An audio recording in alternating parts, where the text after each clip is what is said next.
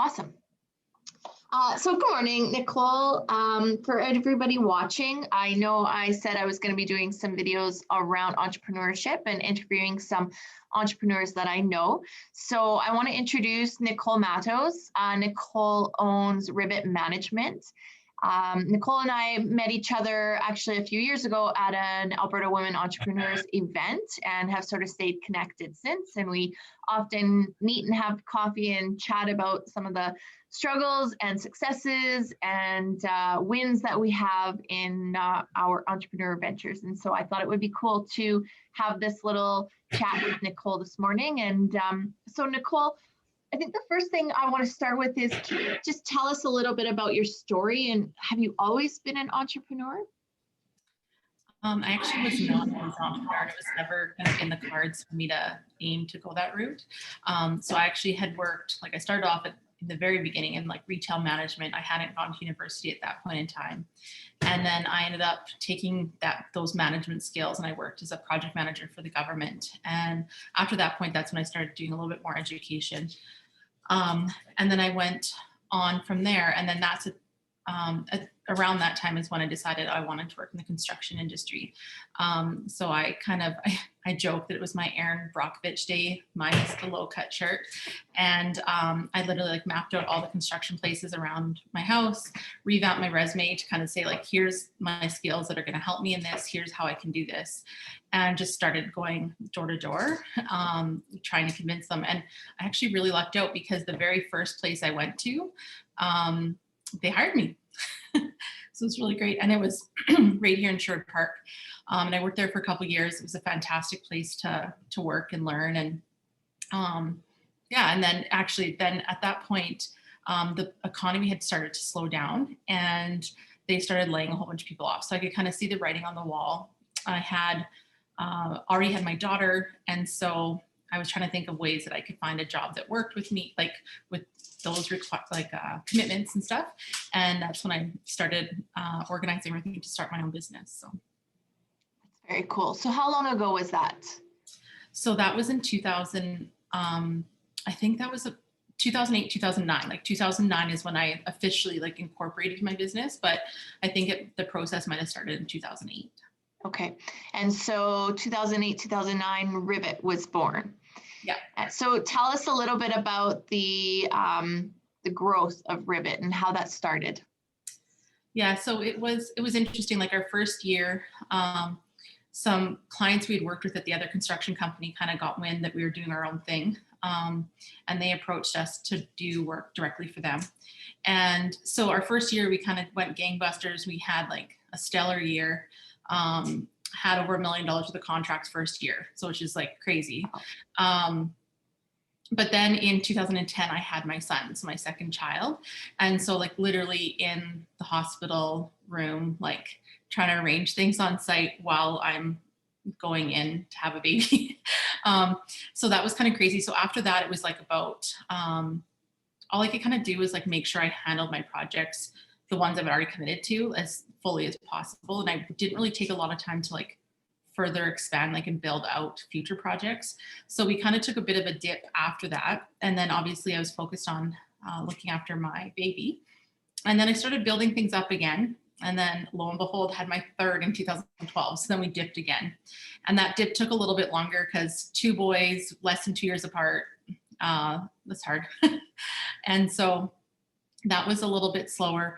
So I would say it was probably about 2015, 2016 that I really started going gangbusters. So during that other time, I would just take on like small side projects. We started doing a little bit more residential projects because they were a little, I know that most people who go through home rental wouldn't say it's easy, but for us, it's a simple project. So did a bunch of those on the side. And then 2015, 2016 is when we kind of really started to kind of put the pedal to the metal and put like a lot of efforts into like actually getting a sustained, portfolio business to kind of carry us through. And then in those years, we kind of had year over year significant growth. And then until the 2020 COVID stuff, we took a little bit of a dip again. But I think we're on the upwards from that as well. So. Awesome. You know, it's interesting. I find you and I have a lot in common. More so, I feel like the more we talk, the more I'm like, oh my goodness, you are my spirit animal. Because you know, you talk about going in to have your son and having your project work and your computer. And when we had our twins in 2016, they were 8 weeks early, and so they spent the first 3.5 weeks of their life in the NICU.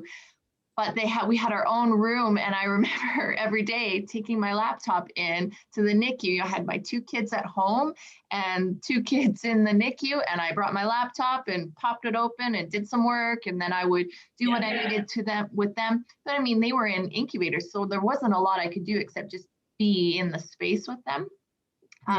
But I think as an entrepreneur, you just do what you have to do, and you don't get a maternity leave, so you make it work. You figure it out, right? And yeah, I think that's one of the hardest things about being an entrepreneur is if you're going to have children during that period of time. Yeah, you don't get a mat leave. And so I'm sure that I know you and I've talked about this before, and I've talked with other people, but you definitely have the push between like, you want to be an amazing mother and you want to be an amazing businesswoman, and you know that you can do so many things, but balancing to try to keep, like, you're never going to be as amazing in your business when you have, and I mean, everybody has outside things. So it's not just women, it's any kind of parent, anybody who has a family, balancing off, like trying to be, you know, where can I settle to be less than the best? So yeah, sometimes you feel like you're doing everything okay, but nothing really well. yeah, I totally get that. Yeah, Always. So the other thing that we have in common is both of our husbands also joined our businesses, not necessarily right at the start, but sort of after things picked up and we needed help. But I think we're both similar in the fact that we have a partnership that helps us be these amazing, I'm going to just blow our own horns, these amazing entrepreneurs, because we have these partners that support us and help take on a lot of load on the home front, but then also work in the business, helping us grow that. And so I know lots of friends, when they talk to Corey and I, they're always like, how do you work together? How do you work together and live together? And it's kind of funny. So do you want to just tell me what it's like in that regard? How is it working with your husband? We joke around. It's just like, as long as I'm in charge, it's fine. So, I mean, we're joking around. I mean, although at one point I made my husband a pretend business card at the start that said, you know, basically you're like Nicole's assistant, maybe in less nice words.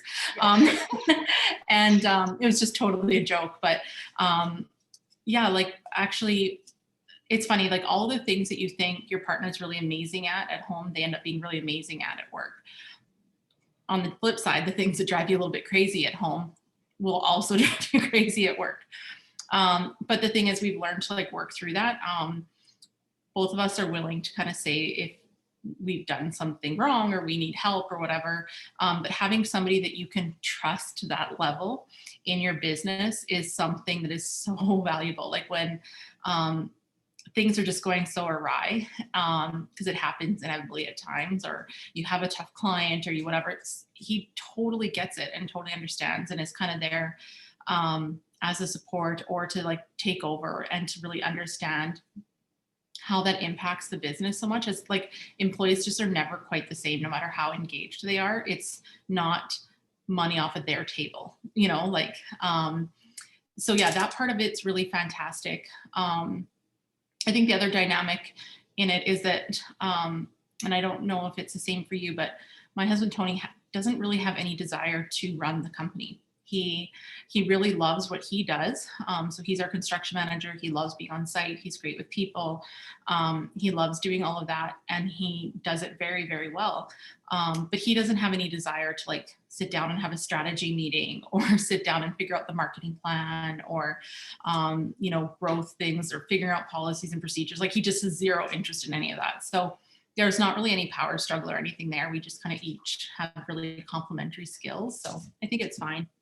Yeah, I would definitely say it's similar in our relationship as well. Is Corey's always, you know, excited and happy to participate in the strategy sessions, but he's also very happy to sort of take a back seat and assist on sort of the operational level of the company. And and do what we Yeah, need I to. think you and I were talking the other day too about how both of us are in situations where our relationships are very flipped from the typical relationship. So, in our house and your house, I believe, it's our husbands that do like the, make the lunches, do the school drop off, do the school pickups, that kind of thing, which is typically the wife that does it, like more often than not.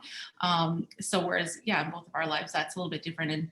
And he loves doing that stuff. So it works out really well for us. So he's very, very involved dad. So yeah, it helps. He takes off so much of the load at home that it makes it so that I can do what I do. Absolutely. Well, and being an entrepreneur and growing our own business, sometimes they're not your typical work hours. And there are days when you need to put in 12 or 14-hour day. And so I think regardless of whether you're a woman entrepreneur or a male entrepreneur, whether both spouses are in the business or not, it's important as an entrepreneur to have that support network where if you do have to put in a long day, because there are days it's not an option. You need to have somebody in the background that helps. If you have kids, helps with the kids or helps with other pieces of the business or whatever that looks like. I think it can be a really lonely game if you don't have that support. Oh, definitely. And I think it's also like in talking about supports, like in the last, year or so, like say for instance with you and I and some of the other women that we chat with regularly, having those supports of other entrepreneurs that kind of are at the same point in their business, like all of us that meet regularly, we are all scaling our businesses. We're all looking for future growth and kind of taking it to the next level. We're still in these kind of awkward stages where we are growing and we almost need more staff, but we're not quite big enough to have like a full management team to take care of everything. Yeah. So we're kind of in this real mix and stuff, and having that support group of people at the same stage in business where we can throw ideas off each other or talk about what's hard and just kind of commiserate, and knowing that we're not alone in it is super valuable. Yeah, I agree. I agree with that as well, having that network. So one question I have for you is, what would you say have been some of the key challenges that you have experienced throughout growing your business, whether it was early in the business or more recently? Yeah, I think everybody's going to have challenges. I don't think anybody's going to be immune to them. Early on, I would say, like, obviously I talked about, having kids and stuff like that and how that took a, real dip in the business. Although I know other moms who work for other people and, their careers took a little bit of a dip too, because they were away for a while, and the path that they were on, the trajectory kind of slows down or curves or whatever. But that definitely was the case with the business. So that was number one. And then the other thing I struggled with is that after that period of having my first son, my middle child, and we were trying to start getting a new like pipeline of contacts and work and stuff like that, it was really hard to break into that industry. Most of the ideal contacts for us would be like leasing agents or developers and things like that. And the reality is that you don't see very many women in those industries. And that's fine. I have all brothers. Like my closest male cousins are male. I'm used to being around men completely. But the difference is that a lot of that business was done like on the golf course over, over a beer, after work. And like, honestly, it's a little bit more awkward, for them and me, because, their wives probably aren't excited if they're going out for a beer with me after work, even though it's just a business thing. And so like, it's just a little bit harder to break in. Then the other thing, I felt that like pretty much through the whole time, like we've really had to just do things a lot differently. We've only kind of made a really good relationship with the developer this year, actually.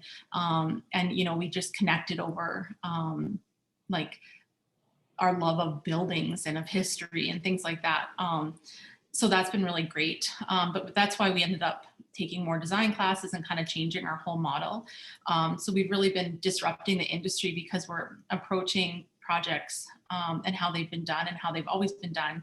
And we're changing that and how it's being done. So we've had to do things just completely differently. Yeah. And, I still get pushback on that. I mean, I've still talked to, some designers recently that just don't like that. But then you kind of think to yourself, well, why don't they like that? And you think, oh, I might be onto something here, because like, if they didn't think I was onto something, they wouldn't care, be worried about it, right? So our clients are loving it. The new developer that we're dealing with, they love it. So yeah, there's definitely things. It's also amazing at how many different things that I know and learned and understand and can do that I never had an interest in knowing how to do, and B, never in my wildest dreams would have thought that I would have learned how to do these things. Things from like accounting and bookkeeping, things like understanding, oh my goodness, like understanding, I mean, for you, strategy and that's your business, but like understanding strategy techniques and different things for excelling, like, or pushing your business forward. Even to lately, I on my new venture, my new business, I was thinking about it in the last 8 weeks, I learned how to build wireframes in a program. I learned how to prototype an app. I've learned how to draw out these things in Photoshop and design them in Photoshop. Like, it's just insane, the amount of learning. Yeah, and I can totally agree with you on the learning things that you never thought you would learn. I mean, when I went to school, when I got my business degree, I never in a million years would have thought that I would be in a situation where I would know so much about emergency management and fire services and the training required to become a firefighter. And it's pretty amazing if you follow like the path of your life to show like the different decisions you made and how it led you to where you are today. But I know also, I think I'm still kind of young. I mean, I know I hit 40 this year, but I still consider myself a young woman in the industry. And to walk into a fire hall where it's predominantly male and put myself out there as definitely not an expert. We have lots of experts on our team, but I work with the experts and help them pull all the moving pieces together into a report that the client can use. And you always get those looks like, that's interesting. And I remember doing my first service level review with the fire department and sitting down with the fire chief for a full day and going through everything that he does and learning and taking all that in.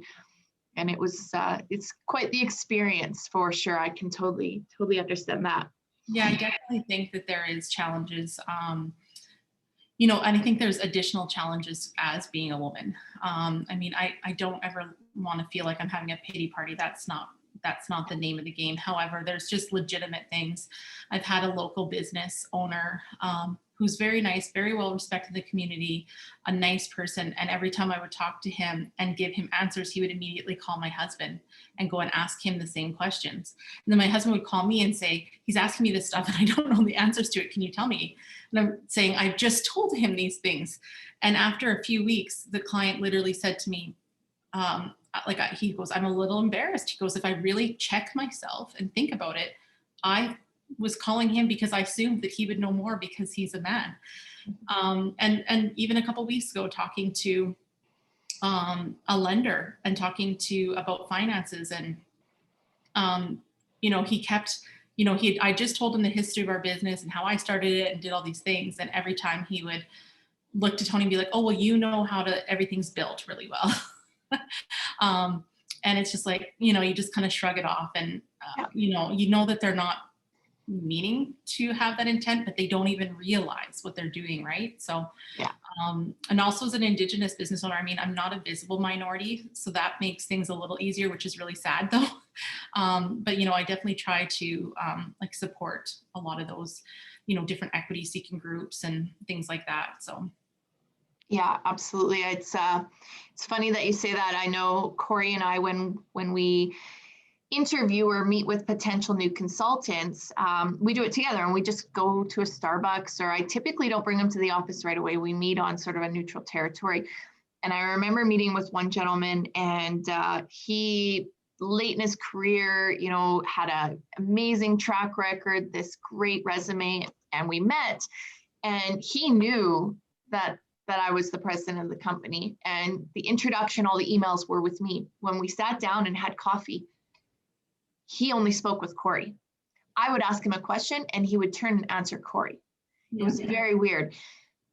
And so when we left, it was amazing because I was like, I felt it right away. And as we left, Corey said, well, that's not going to work.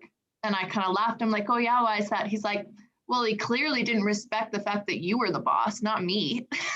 And it was just, it was nice that Corey recognized that, but it still definitely stings sometimes. But the wonderful part is when you are in that position to say, sorry, this isn't going to work for us. Go find someplace else to work. Because I think that's been one of the best things that I've found with being an entrepreneur. And as you know, I didn't start my career as being an entrepreneur either. I started working in economic development and in oil and gas. And I promised myself when I became an entrepreneur that the days of me working with people that I don't like are over. And I don't ever want any of my consultants to have to work with somebody that they don't jive with, that they don't like, that's not respectful. So I definitely think that is one of the perks of being an entrepreneur is we get to choose who we work with. Yeah, I think that, although I think it's a skill that, like, I know that for myself, I'm a pleaser. I like people to be happy. You know, people in our office kind of tease me a little bit because I'm constantly like, no, but like, are they raving happy? Like, are they like, how happy are they? Like, It's not just enough to be satisfied, right? So because of that aspect of my personality, I think it's given me a lot of huge success.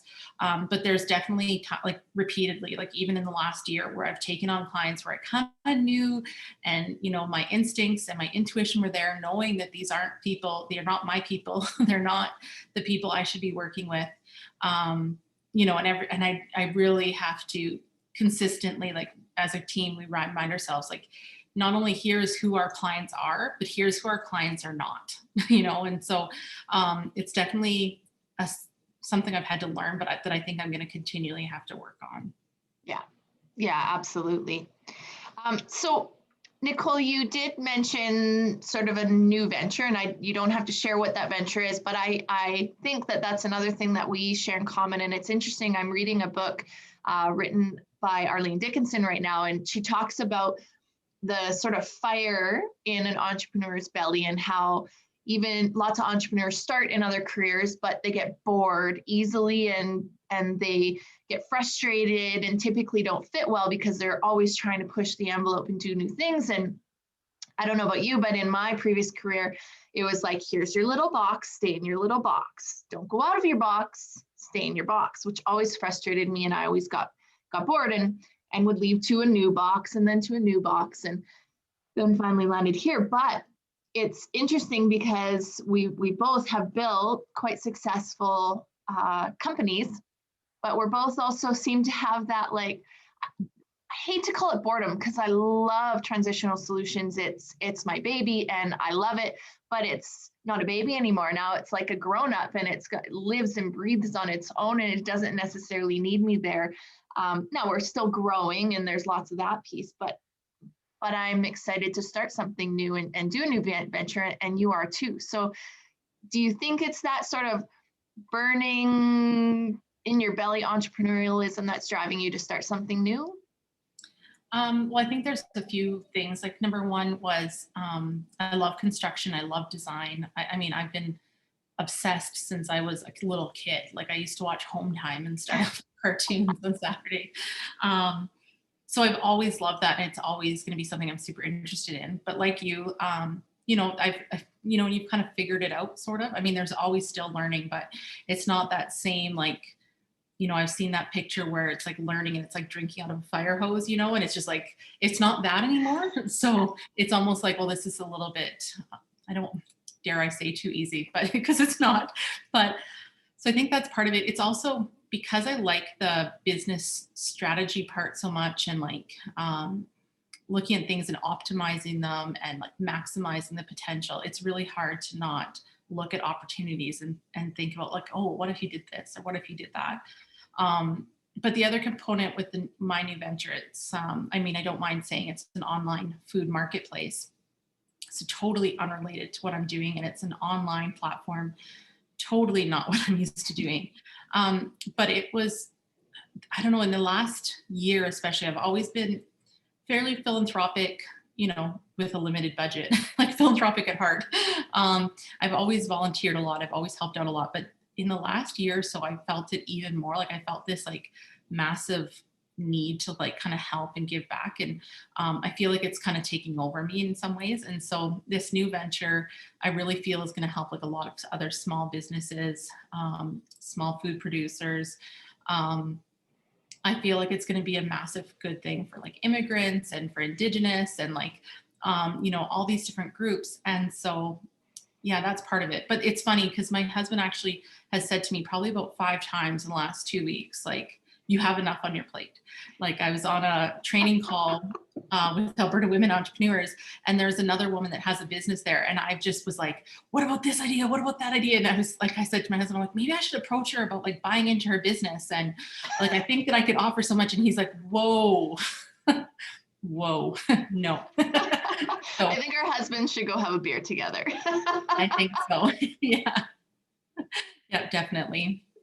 Yeah, Corey says that to me often too. He's like, well, it's not like you have a lot on your plate already with the business. And then I've joined a board at the Stollery and just helping some other people with their businesses. And so, but I hear you in that, well, yeah, besides the obvious time crunch piece is the growing family as well. But it's interesting because I hear you in wanting to like give back a little bit and do a venture that's a little bit, I don't want to say more meaningful, because I think both of our companies are meaningful and we're doing things for other people, but it's a little bit different. And I'm with you. I think that's kind of where my venture is somewhat similar, although mine's a little bit more in line with what I'm doing, but mine is more focused on helping entrepreneurs and working with small and medium-sized businesses, whether it's in their growth strategies or just from the start, and giving back. Because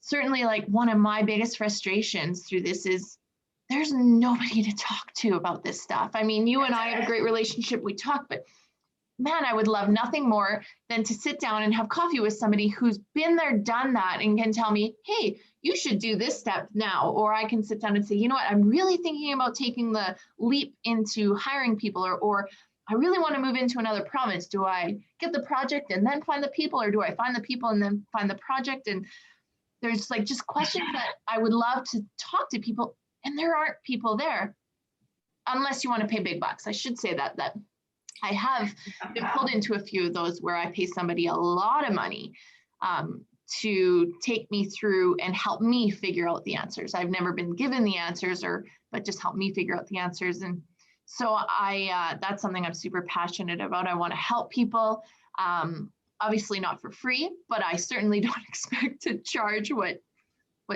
I was getting charged. That was pretty insane. So it's kind of interesting.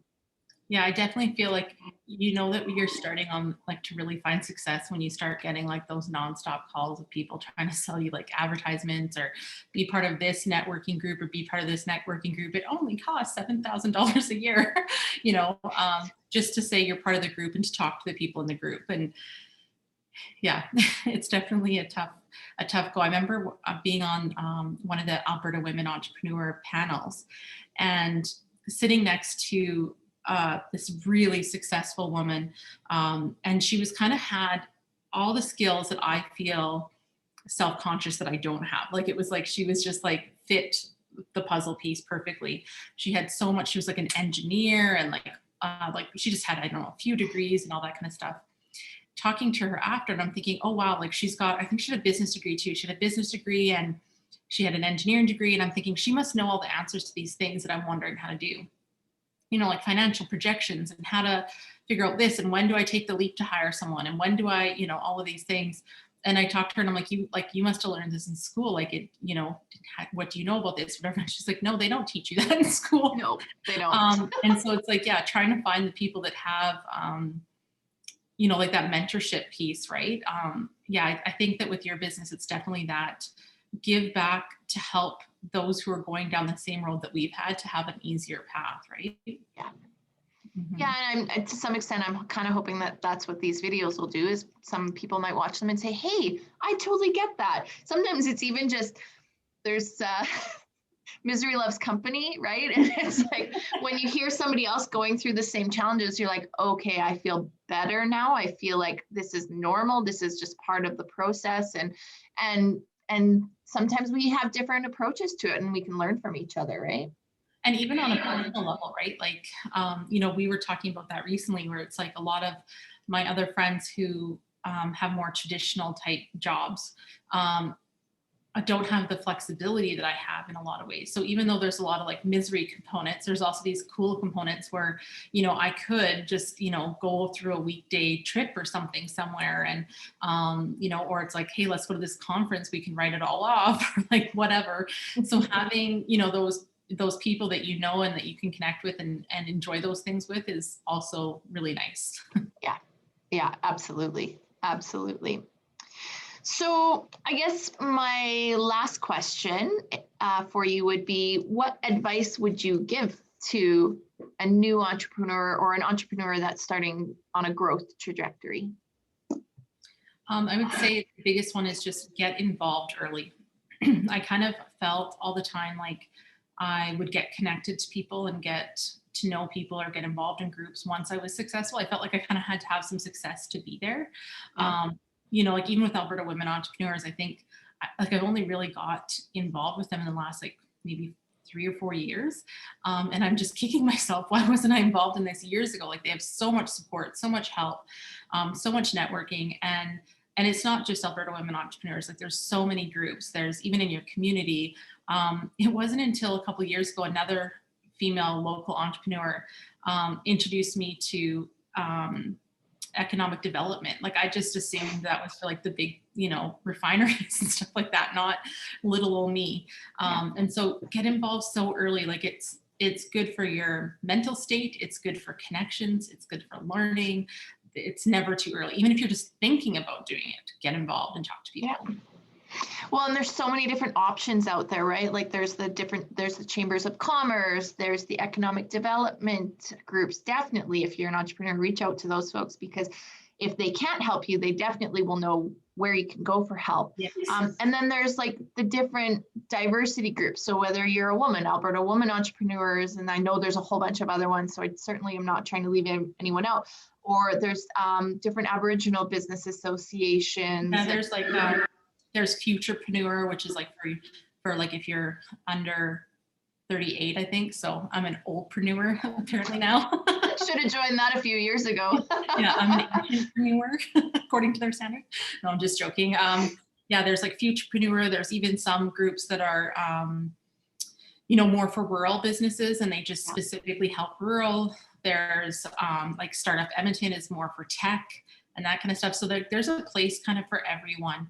There's agricultural groups. There's just so many different groups. So like find your group kind of thing and find more than one. Yeah, I can definitely agree with that, and create your network, right? Create those people that you can call up and say, hey, I have a question, or can we go for coffee? Let's meet on a bi-weekly or monthly basis and just chat about things that entrepreneurs need to chat about or not, right? Yeah. Family, that kind of stuff. So yeah, exactly.